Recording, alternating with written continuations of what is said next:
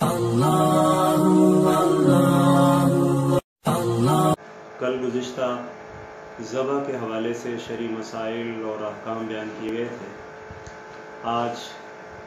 قربانی کے گوشت کی تقسیم کے حوالے سے کچھ مسائل عرض کیے جا رہے ہیں۔ وہ جانور جس میں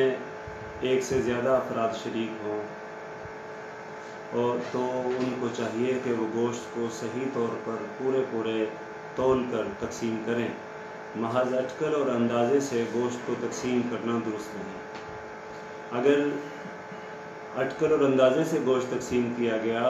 اور کسی کو کم اور کسی کو زیادہ ملا تو یہ سود کے زمرے میں ہوگا۔ شریعت مطہرہ نے اس سے منع فرمایا۔ ہاں البتہ اگر تولنے کا نظم نہیں ہے تو وہاں پر سری، پائے اور کلیجی وغیرہ اگر حصوں میں تقسیم گوشت میں شامل کر لی جاتی ہے تو اس صورت میں اندازے کے ساتھ تقسیم کرنا بھی درست ہو جاتا ہے کہ جس جانب گوشت کم ہے ادھر کوئی پایا ڈال دیا جائے یا اسی طرح ادھر کلیجی ڈال دی جائے، تو ایسی صورت میں بغیر تولے بھی تقسیم درست ہو سکتی ہے۔ لیکن جس حصے میں گوشت پہلے ہی پورا دیا گیا ہے یا زیادہ دیا گیا ہے اس میں اگر اضافی طور پر پایا شامل کریں گے یا اضافی طور پر سری یا کلیجی وغیرہ شامل کریں گے تو وہ جائز نہ ہوگی۔ تو اس لیے پہلی بات تو یہ ہے کہ گوشت کی تقسیم کے حوالے سے صحیح طور پر تول کر برابر تقسیم کرنا چاہیے، اور جب ساری تقسیم کر دی گئی اگر پائے وغیرہ بعد میں تقسیم کیے جا رہے ہیں تو جو حصے دار پائے لینا چاہتا ہے اس کے حصے میں سے اس کے بقدر گوشت کم کرنے ہیں۔ تو اور باقی رہا وہ جانور جو انفرادی طور پر ایک شخص کی طرف سے تقسیم کیا جاتا ہے اس کا تولنا کوئی ضروری نہیں ہے۔ یہ تقسیم کا مرحلہ اور تقسیم کا حکم بڑے جانور میں ہے جہاں پر مختلف قسم کے شرکاء شریک ہوں۔ اسی طرح گوشت کی تقسیم کے حوالے سے بعض اوقات مسئلہ پوچھا جاتا ہے کہ کیا گھر کے ملازمین کو گوشت دیا جا سکتا ہے؟ تو اس کے بارے میں یاد رکھیں کہ اگر تو ان کو بطور حق الخدمت گھر میں جو کام کرتے ہیں اس کی بنیاد پر وہ حق الخدمت سمجھ کر دیا جائے تو یہ تو جائز نہیں ہے، کیونکہ اس پر تو ایک قسم کا وہ کام لے لیا ہے، گویا کہ وہ اجرت میں دیا جاتا ہے۔ اب اگر کسی شخص نے وہ اپنے گھر کے ملازم کو اس کو حق الخدمت سمجھ کر کہ جی یہ ہمارے گھر کی خدمت کرتا ہے، یہ ہے، اس کا تو حق لازمی بنتا ہے، اور اسی طرح خادم بھی جو ملازم ہے وہ بھی حق سمجھے اور یہ ہو کہ وہ نہ گوشت نہ ملنے پر ناراض ہو، صورتحال ایسی ہو اور پھر یہ مجبور ہو کر بھی گوشت دے، تو ظاہر ہے پھر شرعی حکم یہ ہے کہ جتنا گوشت اس کو دیا ہے اتنے کی قیمت کا صدقہ کرنا واجب اور ضروری ہے۔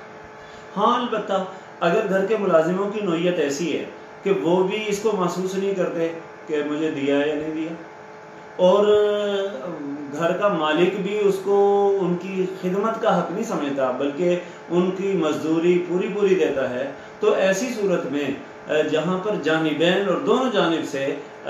کسی چیز کو بھی لازم نہ سمجھا جا رہا ہو، تو ایسی صورت میں اگر ملازم کو کوئی گوشت دیا بھی جا رہا ہے تو کوئی ناجائز نہیں ہے بلکہ اس کی شریعت میں اجازت ہے۔ اسی طرح بعض لوگ پوچھتے ہیں کہ جناب گوشت کے مخصوص اعضاء مثلا وہ سمجھا جاتا ہے کہ جی یہ پائے جو ہے نا وہ عام طور پر جہاں پر دیہاتوں میں یہ اسی طرح ماشکی اور اسی طرح حجام وغیرہ کی خدمت وہاں پر باقاعدہ لی جاتی ہے، اور وہاں پر روز کی بنیاد پر حجامت بنوانے پر کوئی اجرت نہیں دی جاتی بلکہ سالانہ کوئی غلوں کی صورت میں اجرت دی جاتی ہے، اور وہاں سمجھتے ہوں لوگ کہ جی پائے وغیرہ یہ نائی کا حق ہے، یہ سری وغیرہ یہ ماشکی کا حق ہے۔ یہ سمجھنا سرے سے غلط ہے۔ سارے کا سارا جانور وہ اللہ رب العزت کا حق ہے، اور یہ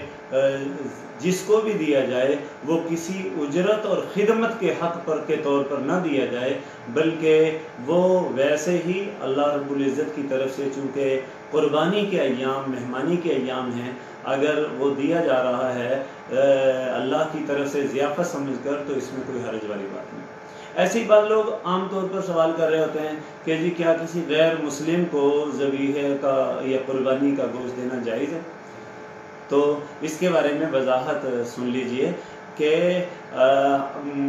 شریعت مطہرہ کی طرف سے ویسے تو ترغیب اس بات کی ہے کہ لا یکن طعامک الا تقی، کہ تیرا کھانا اور تیرے مال میں سے جو چیزیں ہیں وہ تقی متقی پرہیزگار لوگ کھائیں، اور متقی کا سب سے بنیادی شرط متقی کے لیے مسلمان ہونا ضروری ہے۔ لیکن یہاں پر یہ بات بھی سمجھ لیجئے کہ اگر کسی کسی غیر مسلم عیسائی کے ساتھ محلے داری کا تعلق ہو، یا اس کے ساتھ ویسے ہی مطلب ہے کوئی اس پر تراحم وغیرہ کا یا ان سے کوئی کام وغیرہ لیا جاتا ہو، یا ہمارے محلے کے پڑوسی بنتے ہوں، تو ایسی صورت میں جیسے مسلمانوں کے گھر وہ گوشت بھیجا جاتا ہے، تو کسی غیر مسلم پڑوسی کے گھر میں بھی گوشت دینے میں کوئی حرج نہیں ہے، بلکہ یہ ہو سکتا ہے کہ آپ کا یہ کام کرنا ان کو اسلام کی طرف راغب کر رہا ہو۔ تو اسی طرح یہاں پر بعض لوگ اور بھی پوچھتے ہیں کہ یہ جو گوشت ہے گھر میں آ گیا ہے تو اب اس کی تقسیم کس طرح کی جائے؟ تو یہاں پر بہت سمجھنے کی بات ہے، اس کی طرف بہت زیادہ دھیان دینے کی ضرورت ہے کہ قربانی کا گوشت وہ صرف یہ ہے کہ اپنے اور اپنے بیوی بچوں کے کھانے کے لیے ہی نہیں۔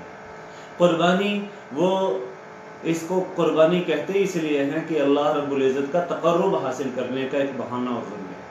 اور تقرب کی صورت یہ نہیں ہے کہ آپ نے کوئی جانور ذبح کیا اور اس کو بالکل گھر میں فریز کر لیا ہے اور اسی طرح مطلب پورے کا پورا سٹور کر کے رکھ لیا ہے۔ شریعت مطہرہ نے اس بات کو ناپسند کیا، بلکہ شریعت مطہرہ کی طرف سے تعلیم و تلقین یہ ہے کہ جو قربانی کی جا رہی ہے ہر قربانی کے 3 حصے کریں، اس میں ایک حصہ فقراء اور نادار اور غریب لوگوں کے لیے، اس میں اس بات پر نظر ہو کہ ہمارے محلے میں علاقے میں کیا کوئی ایسا گھر تو نہیں ہے جس نے قربانی نہیں کی، اہتمام کے ساتھ وہ لوگ جو بیچارے قربانی نہیں کر سکے ان کے ساتھ اس تیسرے حصے کے گوشت کو ان کو پہنچائے۔ دوسرا حصہ رشتہ داروں کے لیے، 3 حصوں میں سے دوسرا حصہ رشتہ داروں کے لیے ہے جو قرابت دار ہیں، تعلق والے ہیں، ان کو پہنچائے۔ اور ان میں بھی اگر یہ سمجھتا ہے کہ بہت سارے حصہ دار قربانی کرنے والے ایسے ہیں جنہوں نے خود سے قربانی کی ہے، ماشاءاللہ صاحب وہ فراخ ہیں اور وسعت والے ہیں، تو ایسی صورت میں اگر نظر یہ آ رہا ہے کہ کچھ ایسے ہیں جو بیچارے غریب ہیں جو قربانی نہیں کر سکے، تو ان کو فوقیت دے۔ صرف گوشت کی رشتہ داروں میں ایسے رشتہ داروں کو منتخب کرنا کہ جس کی طرف سے بدلے میں بھی گوشت ملنے کی امید لگائے بیٹھا ہو، تو یہ درست نہیں ہے، بلکہ گوشت اللہ کی مہمانی ہے، اور یہ اللہ کی مہمانی اللہ کی مخلوق تک، اللہ رب العزت کی مخلوق تک پہنچانی چاہیے۔ اور تیسرا حصہ شریعت مطہرہ کہتی ہے اپنے گھر کے لیے، اپنے اہل خانہ کے لیے انسان رکھ سکتا ہے، یہ تقسیم مستحب ہے اور شریعت مطہرہ نے اس کو پسند کرنا۔ چنانچہ آج جیسے معاشی ابتری کی جو صورتحال چل رہی ہے، ایسی ابتری کے حالات میں انسان وہ اللہ نے جس کو قربانی کی وسعت دی ہے، ظاہرہ سال بھر میں اس کو گوشت کھانے کا موقع بھی فراہم کیا ہوا ہے، تو ایسے موقع پر وہ معاشرے کے اس پسے ہوئے طبقے اور اس معاشی ابتری کی بنیاد پر وہ لوگ جو بیچارے